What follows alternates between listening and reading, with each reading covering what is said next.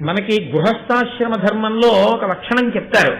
గృహస్థు ఎప్పుడు భోజనానికి కూర్చోవచ్చు అంటే, మనం అన్ని పాటిస్తున్నావా అన్నది పక్కన పెట్టండి, కనీసం తెలుసుకుంటే దోషం లేదుగా. తాను అతిథికి పెట్టాలి ముందు.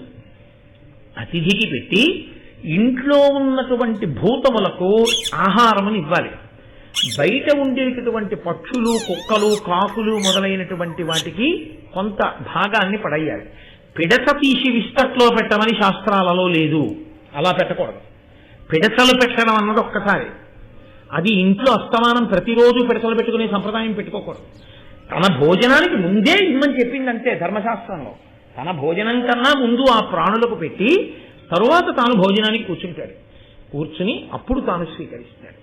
కాబట్టి తాను తినే ముందు 10 మందికి తినిపించి తినడం ధర్మశాస్త్రం.